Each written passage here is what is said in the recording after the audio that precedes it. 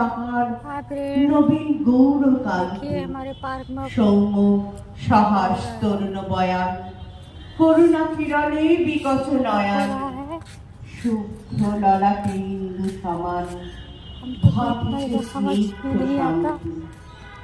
কহিল রমণী ললিত কণ্ঠে নয়নে জড়িত লজ্জা, ক্ষমা করো মোরে কুমার কিশোর, দয়া করো যদি গৃহে চলো মোর।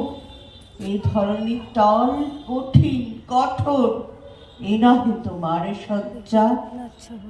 সন্ন্যাসী কহে করুণ কণ্ঠে, ওই লাবণ্য পুঞ্জে এখনো আমার সময় হয়নি। যেথায় চলেছ যাও তুমি ধনী, সময় যেদিন আসিবে আপনি যাইব তোমার কুঞ্জে। সহসা ঝঞ্ঝা তরিত শিখায় মেলিল বিপুল আশ্ব, রমণী কাঁপিয়া উঠিল তরাসে, প্রলয় শঙ্খ বাজিল বাতাসে। আকাশে বজ্র ঘোর পরিহাসে হাসিল অট্টহাস্য। বর্ষ তখন হয় নাই শেষ, এসেছে চৈত্র সন্ধ্যা। বাতাস হয়েছে উতলা আকুল, পথতরু শাখে ধরেছে মুকুল। রাজার কারণে ফুটিছে বকুল, পারু রজনীগন্ধা। অতি দূর হতে আসিছে পবনে বাঁশির মদির মন্দ্র। জলহীন পুরী পুরবাসী সবে গেছে মধুবনে ফুল উৎসবে। শূন্য নগরী নিরক্ষী নীরবে হাসিছে পূর্ণচন্দ্র।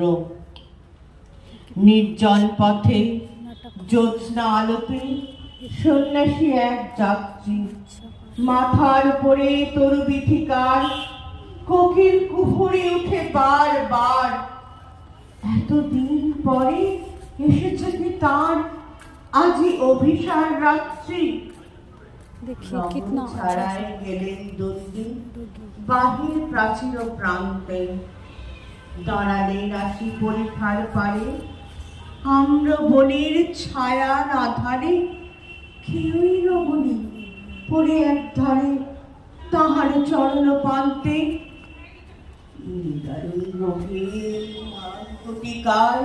ভরে গেছে তার অঙ্গ, রোগমসি ঢালা কালিতনু তার। লই প্রজাগণে পুরো পরিহার, বাহিরে ফেলেছে করি পরিহার। বিষাক্ত তার সঙ্গ।